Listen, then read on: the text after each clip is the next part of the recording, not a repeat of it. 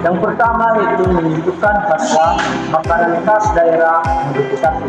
Tujuannya yaitu satu, menentukan harga jual makanan khas daerah modifikasi yang kompetitif, dan dua, menentukan biaya produksi dan menentukan harga jual yang tepat. Selanjutnya yaitu tips menentukan harga atau biaya investasi. Pertama, riset pasar. Langkah ini mencakup biaya bahan mentah, tenaga kerja, overhead atau sewa listrik.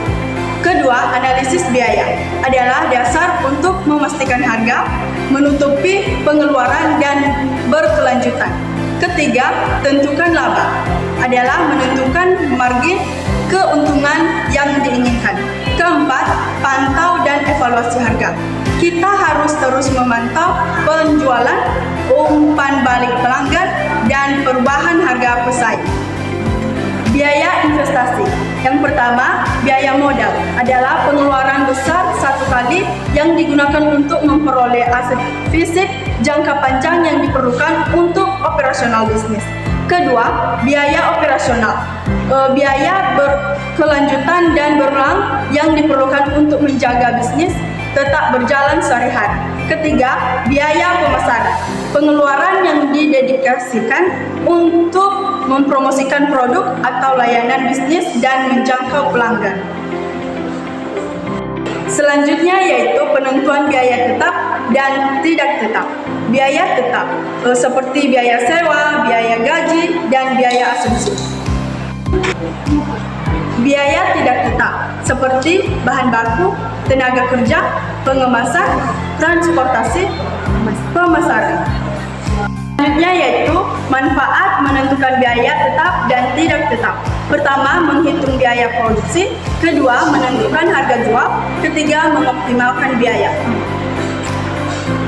Kita akan menentukan harga pokok produksi atau HPP, yakni pertama yaitu komponen harga pokok produksi, yang pertama yaitu biaya bahan baku. Kita harus menyediakan bahan baku yang kita butuhkan dalam membuat produk, sehingga ketika kita sudah masuk dalam tahap pembuatan, kita tidak akan kewalahan dalam membuat produk tersebut. Yang kedua yaitu biaya tenaga kerja.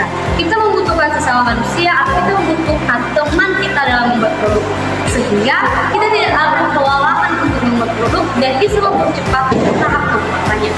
Yang ketiga yaitu biaya overhead, yang artinya yaitu biaya-biaya yang kita keluarkan untuk menjalankan operasional secara umum, tetapi tidak terkait langsung dengan produksi barang atau jasa. Selanjutnya yaitu perhitungan dalam laba dan rugi. Laba, jika laba mengalami positif, maka usaha akan mengalami keuntungan besar. Tetapi jika rugi mengalami negatif, maka usaha akan mengalami kerugian.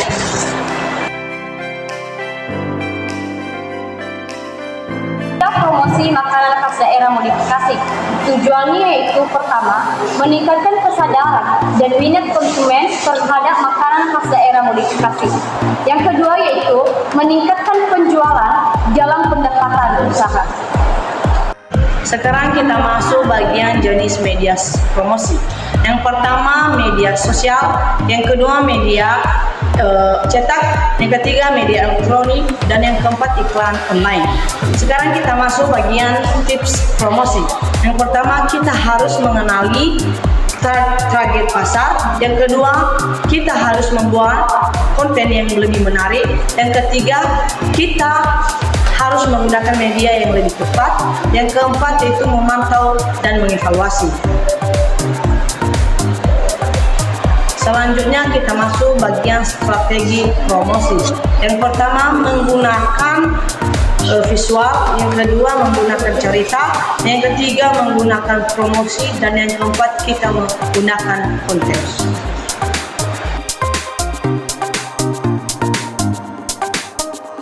Konsinyasi makanan khas daerah modifikasi. Apa itu konsinyasi? Konsinyasi adalah sistem penjualan di mana penjual mempercayakan barang dagangan ke pihak lain untuk dijualkan dengan ketentuan tertentu. Ini adalah perjanjian bisnis yang umum di mana barang dititipkan ke toko atau agen penjual dan pembayaran dilakukan belakangan setelah barang laku dengan barang tak laku laku bisa dikembalikan.